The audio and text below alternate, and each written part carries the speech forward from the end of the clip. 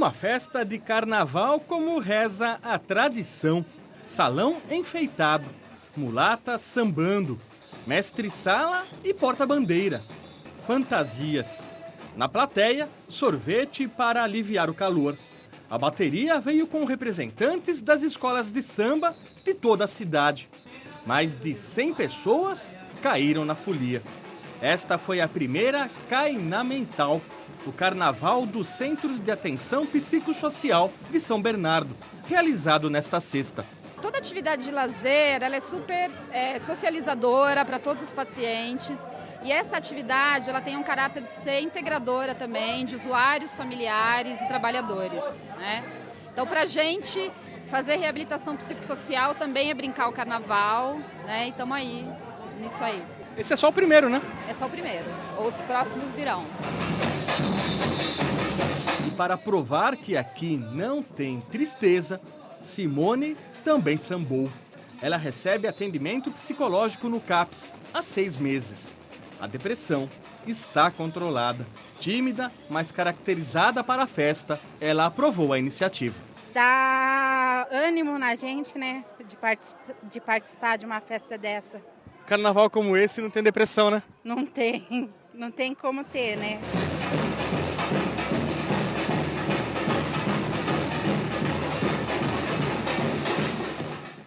Aurélia, festa, integração, convívio, esses são caminhos bons para a cura?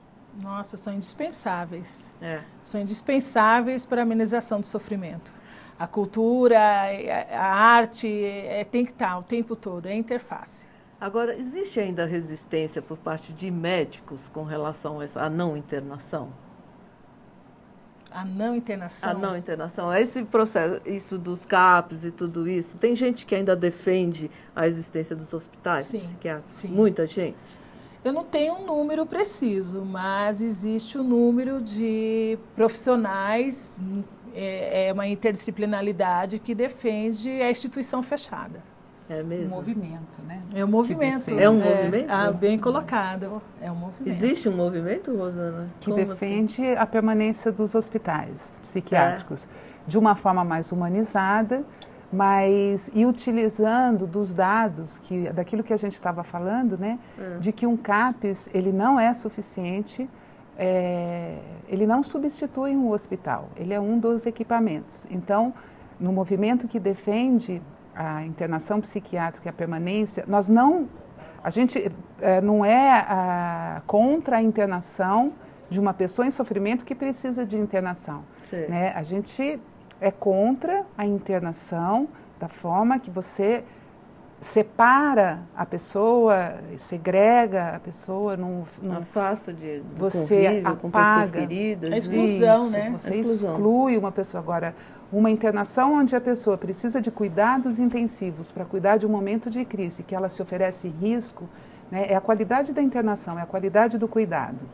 Pois é, mas você sabe que você está falando dessa qualidade do cuidado, a gente imediatamente pensa, quando você vê os hospitais públicos do país inteiro, a dificuldade para as pessoas serem atendidas, o atendimento de 5ª categoria, de 2 minutos de consulta, meses para se marcar uma consulta. Você fica pensando isso em pessoas que não têm a dificuldade mental, digamos assim.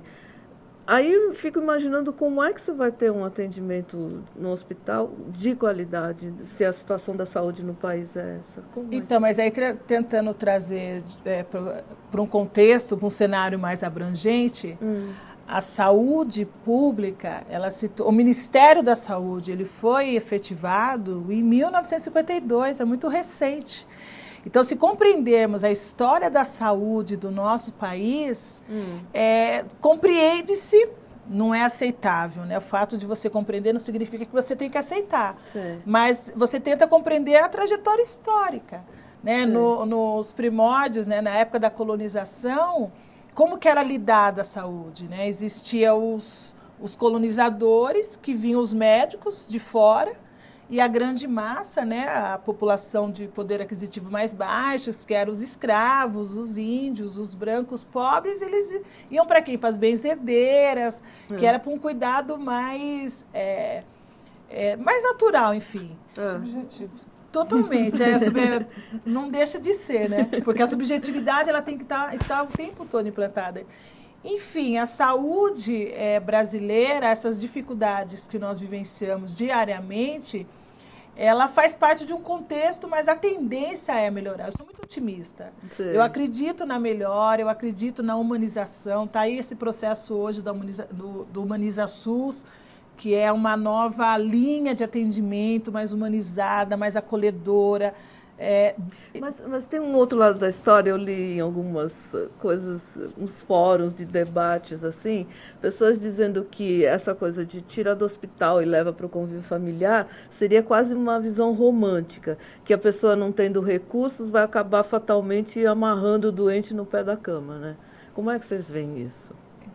É aí que a gente diz de como tratar, né? De como cuidar. Quando a gente propõe que o cuidado em saúde mental seja entre todos, né, e que é uma questão para todos, não é o hospital que vai internar e depois mandar para a família.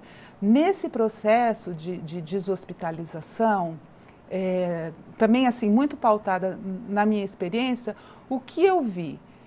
Pessoas que conseguiram voltar para suas casas e conviver com seus familiares e pessoas que não conseguiram voltar para casa e conviver com seus familiares. Sim. E pessoas que foram para outras casas, para outros lugares e, claro, melhoraram a qualidade de vida. Mas o suporte político, a autorização, né, para que exista projetos, ela tem que ser uma política pública de um país, porque a gente não vive de caridade, claro, né?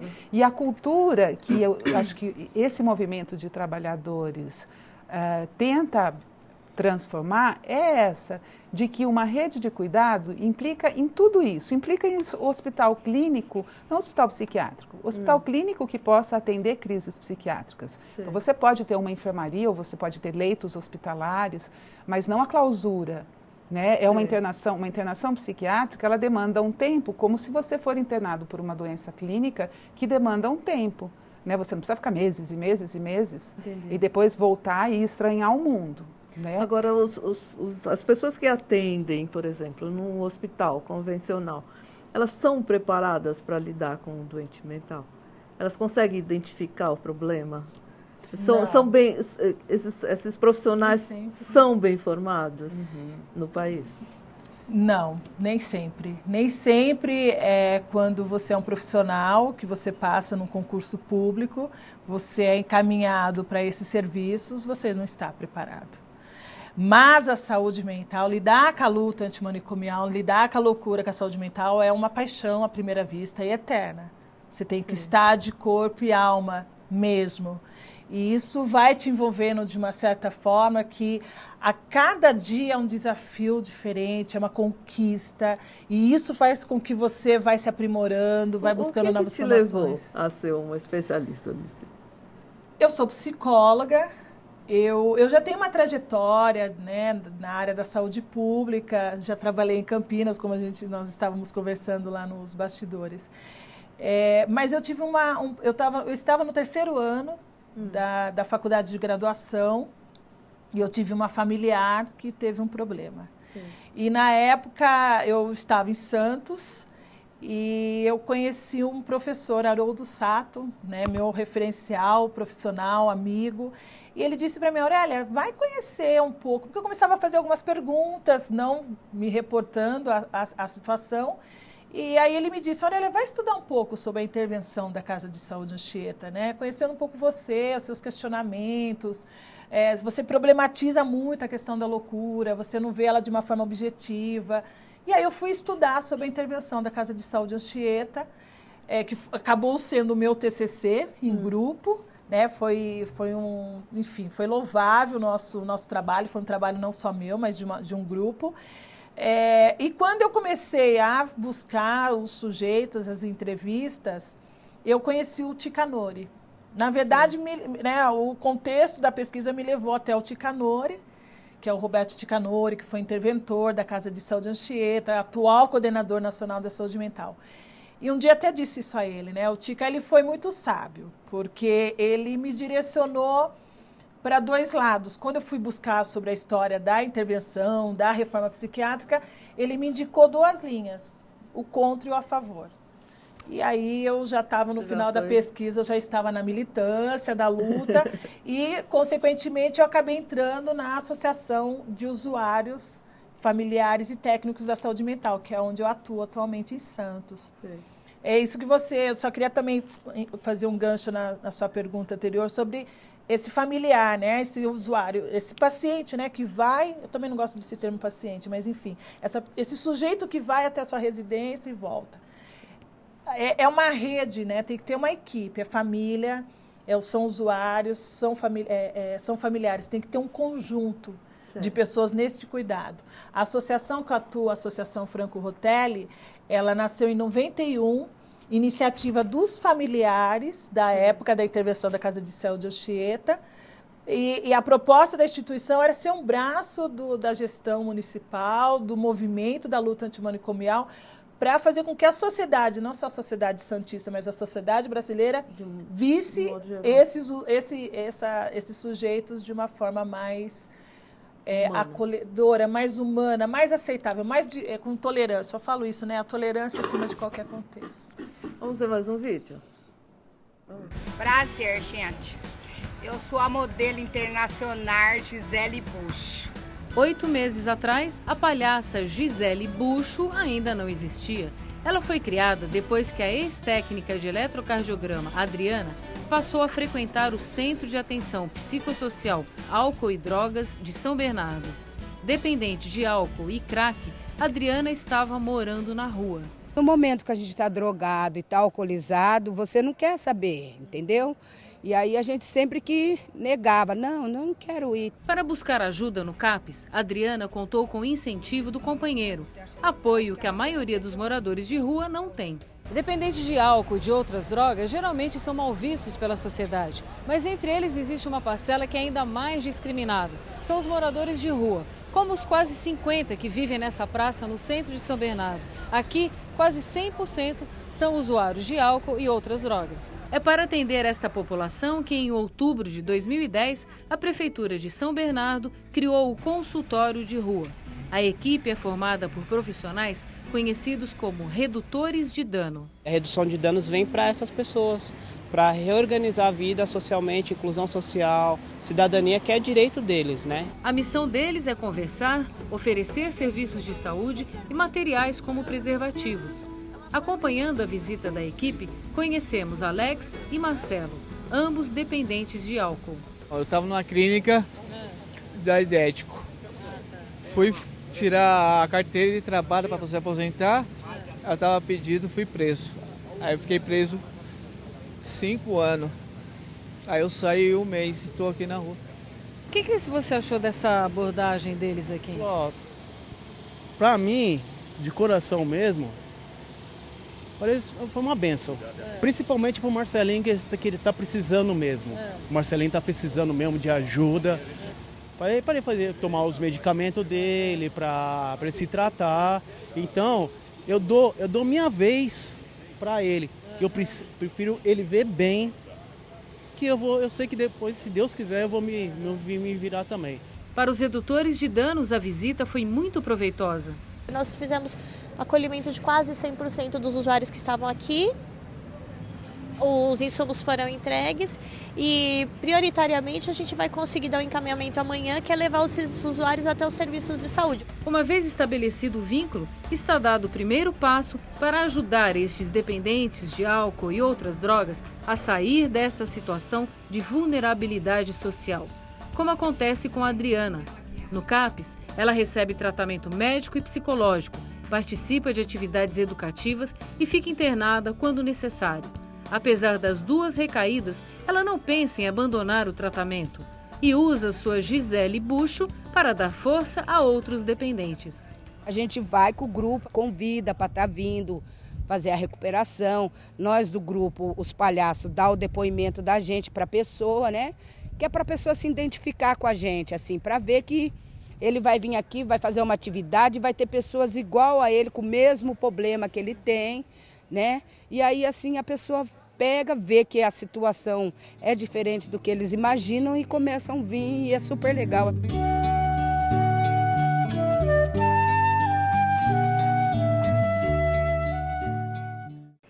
Ana, o CAPS atende todo tipo de distúrbio mental, seja por alcoolismo ou por doenças não provocadas por uso de droga?